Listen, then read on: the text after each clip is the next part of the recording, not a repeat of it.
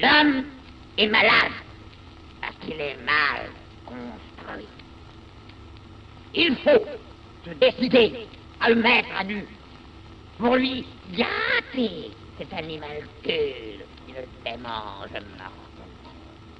Dieu, et avec Dieu, ses organes, oui, ses organes, tous ses organes, car, suivez-moi si vous le voulez, il n'y a rien de plus inutile que organe.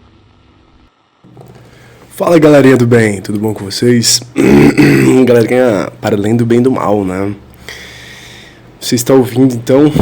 Sejam bem-vindas, bem-vindos, bem-vindes ao Para Acabar com o Juízo, seu podcast semanal de leitura comentada do Uncharted.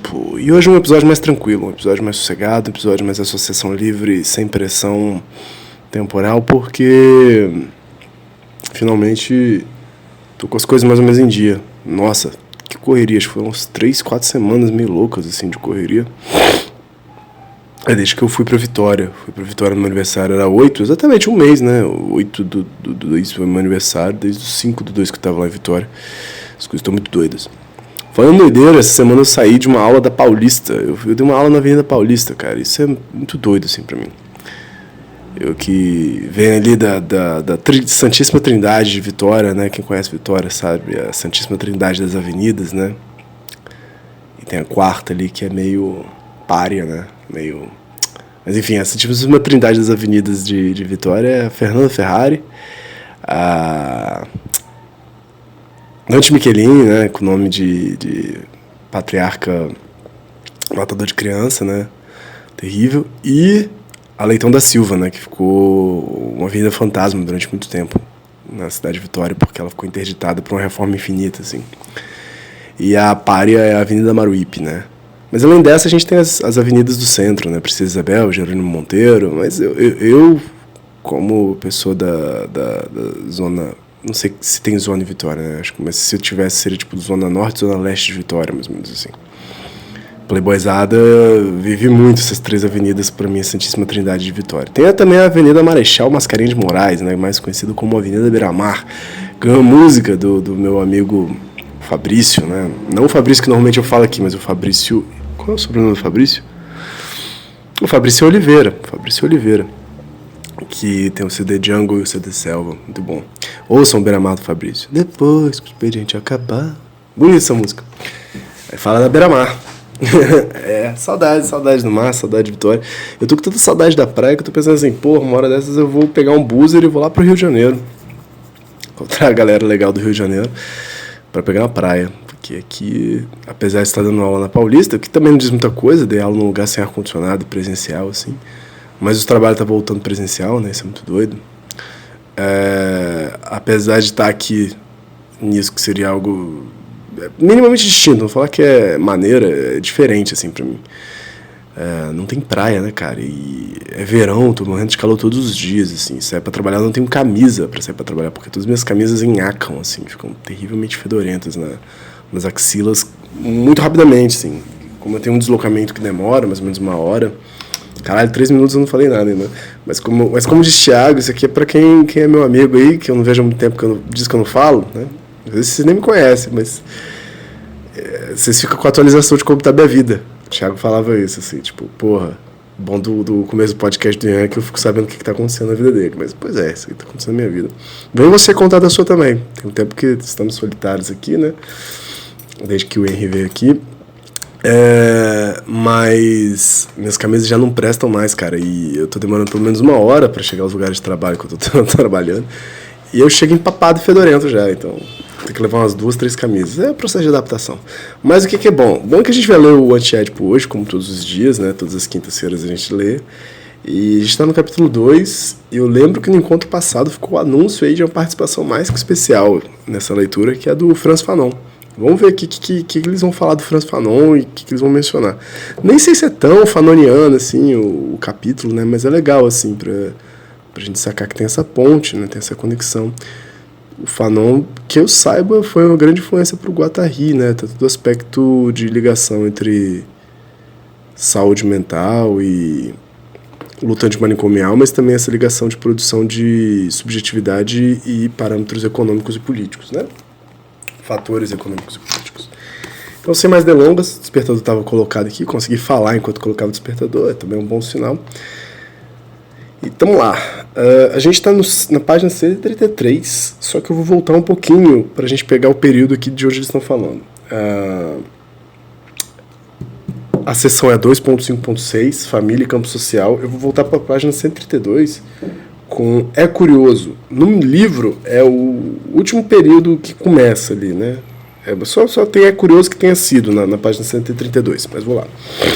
É curioso que tenha sido preciso esperar pelos sonhos dos colonizados para que se percebesse que nos vértices do pseudo-triângulo, a mamãe dançava com o missionário, o papai se deixava enrabar pelo coletor de impostos e o eu espancar por um branco. É precisamente esse acasalamento das figuras parentais com agentes de uma outra natureza, que aqui no caso, né, um homem branco, o coletor de impostos, o missionário,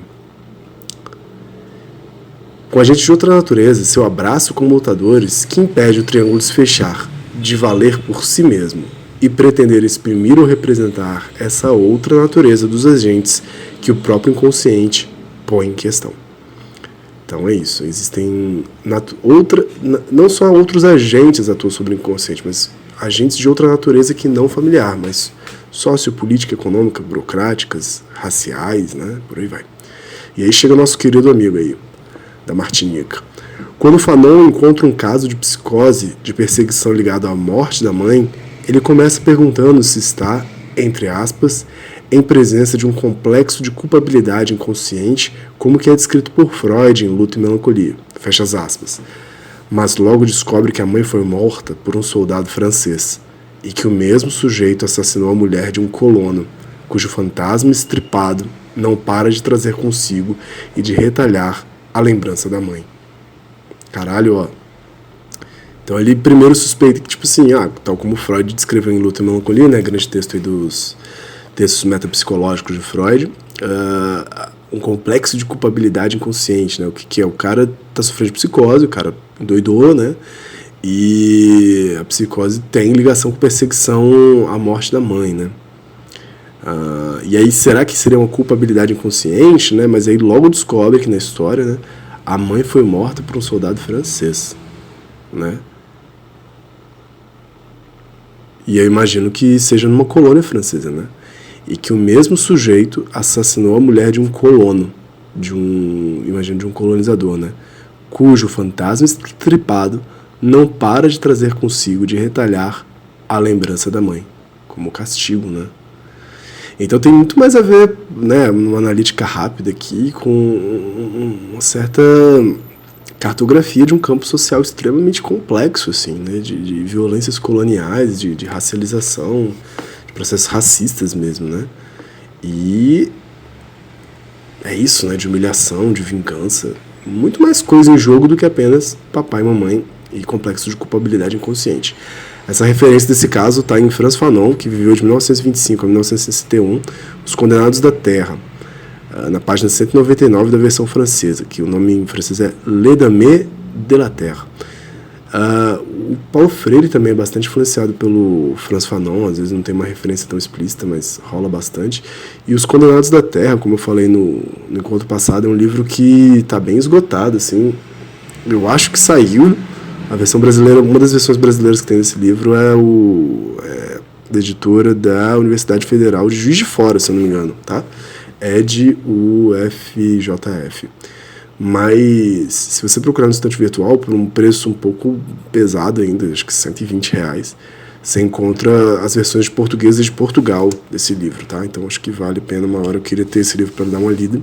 E o Máscaras Negras... Como é que é? Deu lápis aqui. Pele Branca, Máscaras Negras, que é o livro mais famoso.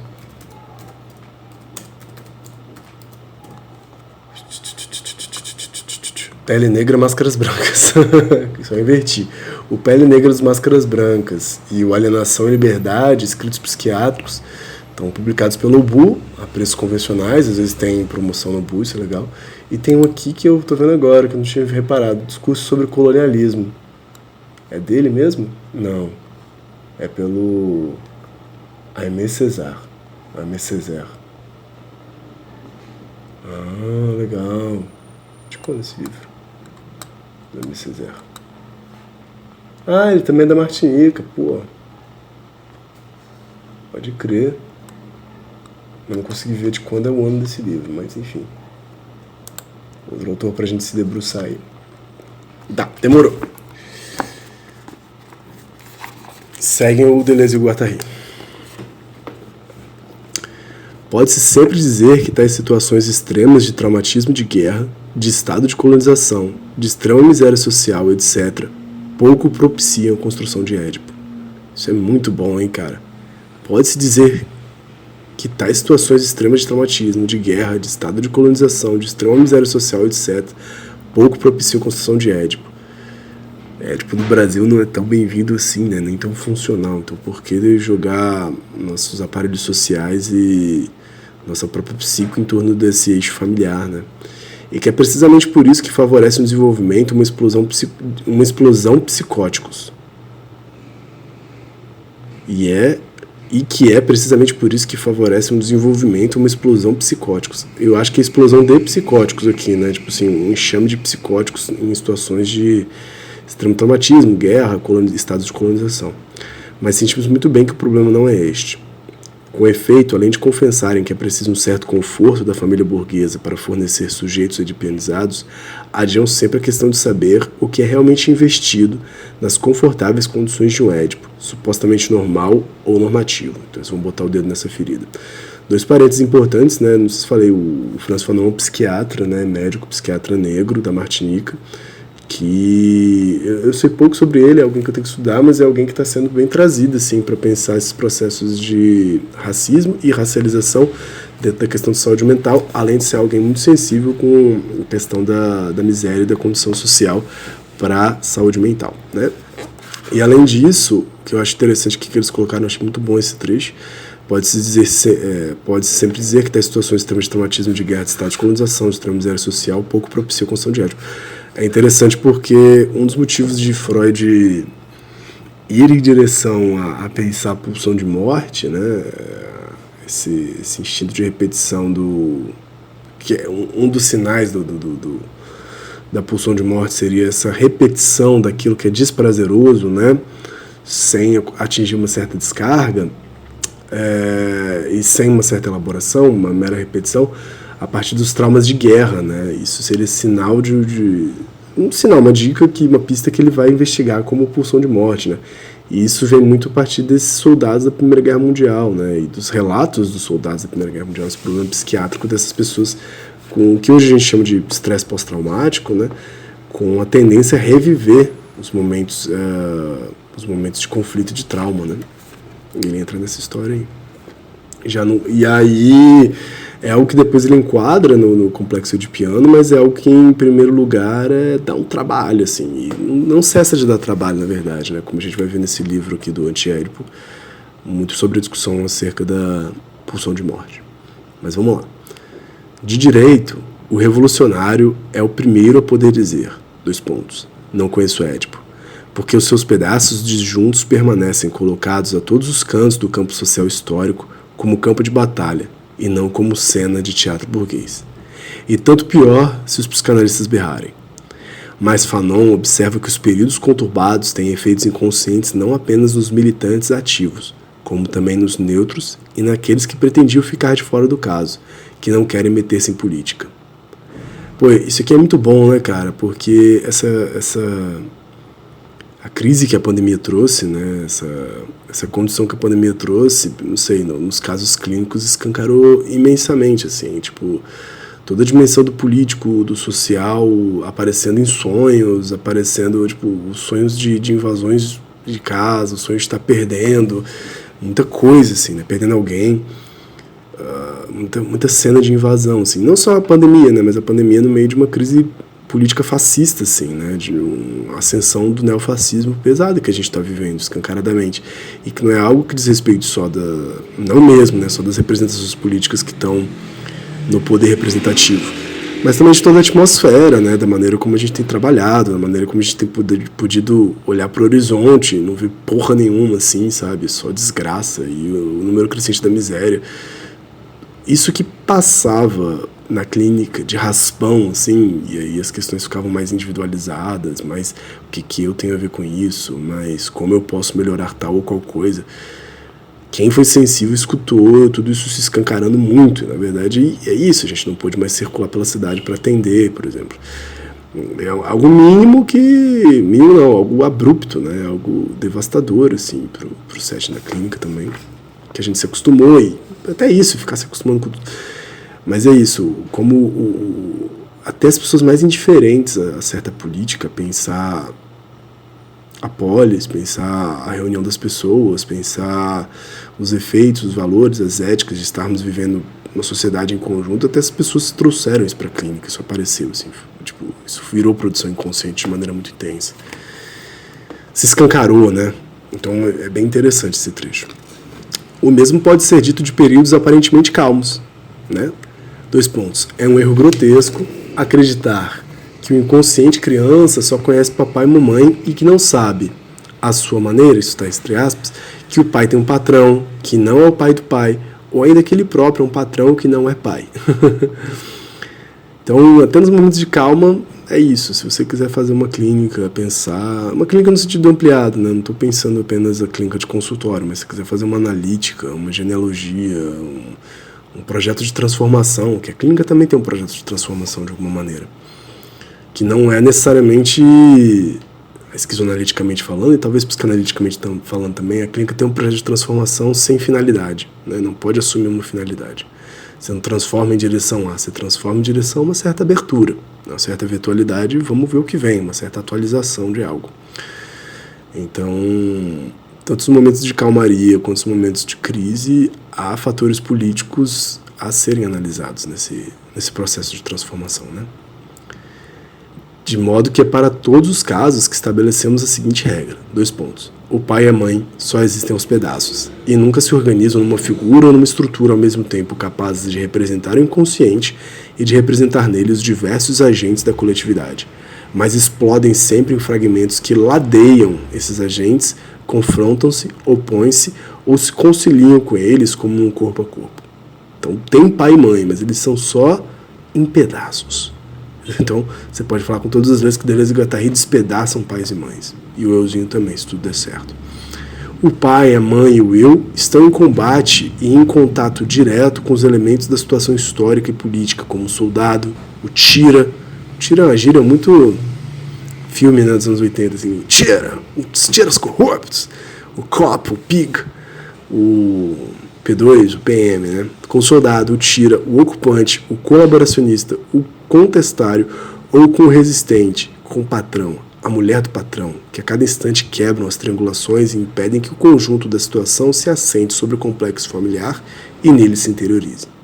Então eles estão extrapolando o triângulo aí por todos os lados. O próprio triângulo é escancarado. Em suma, a família nunca é um microcosmo no sentido de uma figura autônoma, ainda que inscrita num círculo maior que ela mediatizaria e exprimiria.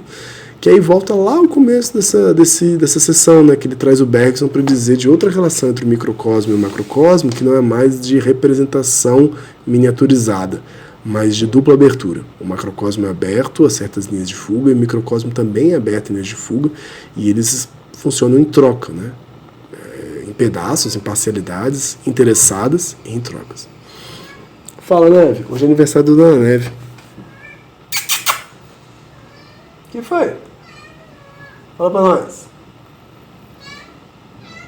Oi, tadinha. Calma aí, rapidão, que ela tá vocalizando aqui. Deixa eu dar uma moral. Pô, aniversário da bicha, né? Vamos medir pênis nesse gato aqui. O que foi? Tá bem? Dá um oi pra galera do podcast aí. Agora você ficou tímido, né?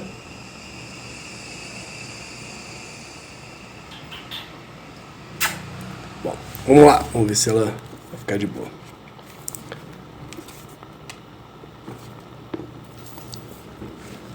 A Neve é a segunda gata, né? Porque a gente adotou a Páprica e a Mingau juntas. E aí a Mingau faleceu. Eu não sei se eu contei, eu acho que eu contei pra vocês que a Mingau faleceu. E aí um tempo depois a gente adotou a Neve pra Páprica não ficar sozinha. A gente queria ter 2 gatos mesmo, né? 2 gatas. E aí a gente fala que a Neve tem essa síndrome do segundo filho aí. Coisas edipianas, né? Que, porra, a Páprica a gente passa mal pano, ela é mais tranquila, ela é mais velha também, né? Um gato acaba ficando mais calma, né? E o aniversário dela é em dezembro, e a gente super lembrou, assim. Aí hoje chegou 10 de março, a gente, caralho, aniversário da Neve, a gente quase esqueceu. Aí a gente lembrou, assim, é difícil, velho, ser filho mais novo, às vezes tem seu lado negativo, hein? Você que é filho mais novo, se identificou com essa história, já teve aniversários esquecidos, ou não sabia que isso acontecia, né? Vem cá falar com a gente, troca uma ideia comigo, com a Neve aqui, pra você dar seu testemunho aí, se você foi left behind aí pela sua própria família às vezes. Bom, falamos de família fusional, cisional, tubular, forcluente, que foi aquela ideia lá do maluco, né? Qual é o nome do maluco? Que eu achei muito legal essa ideia. Porra, não sei se tem o nome do cara. Ai, calma aí, velho. Não joga essa parada fora não, ela tá querendo jogar minha agenda pra fora aí. Eu acho que foi isso mesmo, foi o Jacques Roqueman, tal, que ele falou desses tipos de família. Aí seguem eles. Mas de onde vêm os cortes e sua distribuição, que precisamente impedem a família de ser entre aspas, interior? E é uma pergunta e fecha aspas. Há sempre um tio da América, um irmão que se deu mal, uma tia que fugiu com um militar, um primo desempregado, falido ou arruinado. Pode ser você, pode ser eu. Um avô anarquista, uma avó louca ou extremamente alquebrada, internada no hospital. Eu tenho uma avó que eu só conheci, depressiva e com uns toques muito doidos lá. A família não engendra seus próprios cortes. As famílias são cortadas por cortes que não são familiares. A comuna, o caso Dreyfus, a religião e o ateísmo, a guerra da Espanha, a escalada do fascismo, o stalinismo, a guerra do Vietnã, maio de 68. Pô, conseguiu, jogou a agenda no jogo. Tudo isso forma os complexos do inconsciente, muito mais eficazes do que o eterno Édipo. A família catalisa todos esses problemas, né? A gente que está vivendo a escalada do fascismo, a gente está vendo exatamente isso, né? Sua família não é tão ruim assim, ela é ruim, mas ela já foi melhor, agora está pior. Porque o fascismo ressoa muito forte na família, né, cara? Não tem jeito, é uma base muito, muito forte. Se há estruturas, elas não existem no espírito à sombra de um falo fantástico que distribuiria as suas lacunas, passagens e articulações. Elas existem no real imediato, impossível. Vou voltar essa frase aqui que ela parece muito bonita e eu não entendi. Se há estruturas, elas não existem no espírito à sombra de um falo fantástico que distribuiria as suas lacunas, passagens e articulações. Aqui acho que eles estão trocando ideia com um certo lacanismo, imagino eu. Esse falo como significante que falta, e a partir dessa falta a estrutura se organiza, né, e se coloca em movimento. Então não seria esse falo fantástico que distribuiria suas lacunas, passagens e articulações, mas sim os agenciamentos, né, eles não vão dizer isso, mas as conexões maquínicas, porque toda a família se dá num campo social. Não é à toa que o título da sessão é Família e Campo Social. E em seguida, eles colocam aqui, ó, se há estruturas, né, se há estruturas familiares, elas são colocadas no campo social e elas são estruturas abertas, não estruturas fechadas, né? E elas existem no real imediato, eu imagino que estão referindo se há estruturas, né? Então, essas estruturas existem no real imediato, impossível. Existem no real imediato, impossível.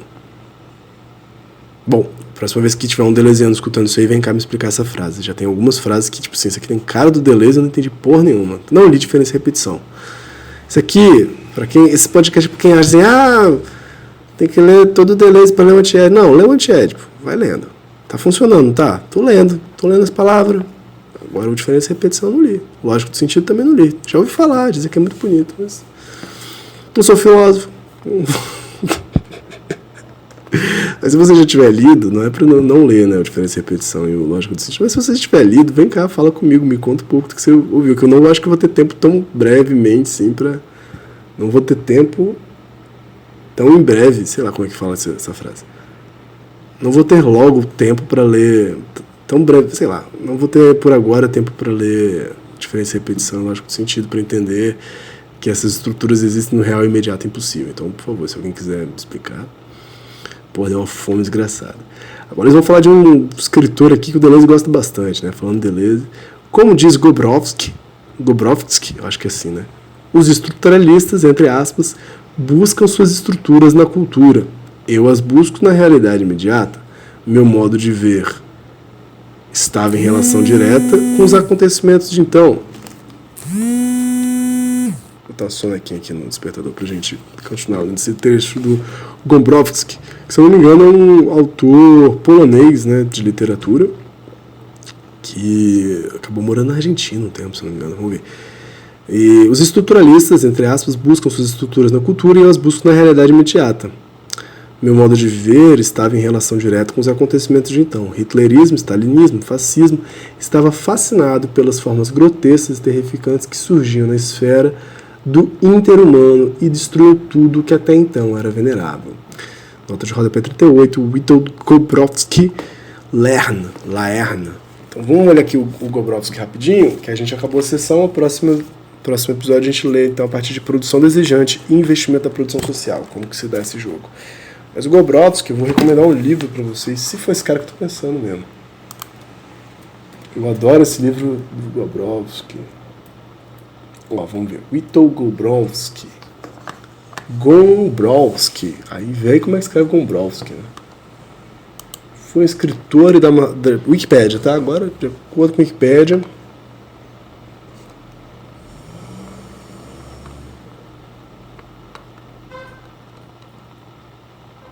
O Wikipédia não tá abrindo. Agora abriu. Foi um escritor e dramaturgo, viveu de 1904 até 1969 e foi um escritor e dramaturgo polaco. As suas obras caracterizam-se por uma profunda análise psicológica, um certo sentido de paradoxo e absurdo, tendo ainda um certo travo antinacionalista. Em 1937 publicou seu primeiro romance, Ferdurk, onde encontram muitos dos temas que aborda na sua obra, os problemas da imaturidade da juventude, a criação da identidade por meio da interação social e um exame irônico e crítico do papel das classes na sociedade e cultura da Polônia no início do século XX. Pouco antes do início da Segunda Guerra Mundial, emigrou para a Argentina, tem uma memória até que interessante, onde viveu cerca de 23 anos. A edição francesa de dois de seus romances, nos anos 60 do século XX, trouxe-lhe o reconhecimento público e a fama no fim da vida, sendo atualmente considerado um dos maiores nomes da literatura polaca. Legal. O livro que eu li dele é um conjunto de contos, assim, que se chama... Deixa eu ver se está aqui o nome. Principais obras: Cosmos, História, Pornografia, publicados em português. Cadê o nome do livro, cara? Porra! É Bacacai o nome do livro, não é? Bacacai? Só se não for desse cara aqui.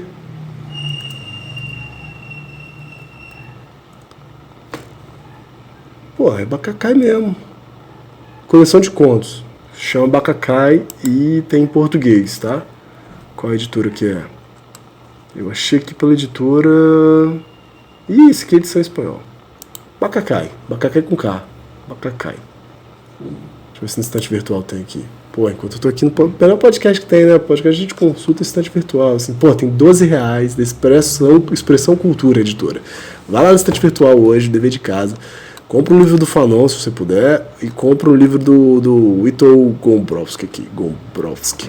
Chama Bacacai. É uma coletânea de contos, aí o que eu mais curto, assim, o que eu lembro, assim, são contos meio absurdos, assim, tipo, da menina que toma, a menina virgem, mocinha, assim, que tá passeando pelo bosque, e toma uma pedrada do mendigo, toma uma pedrada de um mendigo em cima de um muro, e ela fica apaixonada pelo mendigo. E ela começa a voltar lá, tipo, toma uma pedrada e começa a chafurdar lixo atrás da casa dela. Bem doido. E outro que eu acho muito doido é de piratas. Eu acho que piratas ou marinheiros. É um conto sobre marinheiros. E aí tem uma frase que até hoje eu não esqueci, assim, que é tipo: atenção, marujos, muita atenção. Avistamos à frente uma calmaria. Protejam-se, uma calmaria vem por aí. E aí a história é tipo assim, é o barco que entra numa calmaria fodida e não consegue sair do lugar, e os caras começam a pirar, e um começa a comer o outro, literal e metaforicamente. Então o bagulho é muito doido, assim. Mas eu adoro esse negócio assim, atenção, cuidado, uma calmaria vem à frente. É muito bom essa história. Aí tem outros contos lá, muito doidos. Eu lembro que são contos doidos, não lembro mais muita coisa não. Mas é isso. Ó, por sinal, esse aqui, não fazendo propaganda, que ninguém tá patrocinando o programa, mas a livraria do Botafogo. Se chama Livraria Botafogo, tá vendendo a R$12. Então você que é do Rio de Janeiro, botaram lá, 1º de fevereiro. É isso mesmo, né? É, Livraria Botafogo, se não fosse no Rio de Janeiro, era sacanagem, né? Mas enfim, o Deleuze acaba comentando, né, sobre ele no Crítica Clínica, e imagino que em outros momentos também. Bom, olha só, até acabou a soneca. Desculpa aí, galera, tomei muito tempo de vocês, talvez. Conta aí depois se vocês gostam de episódios mais longos, episódios mais curtos, mas esse deu 30 minutos aqui. Eu vou lá que eu vou fazer um macarrãozinho pra almoçar. Um beijo, forte abraço. Se quiser participar já sabe, manda mensagem. Até semana que vem. Tchau, tchau. Opa, calma aí.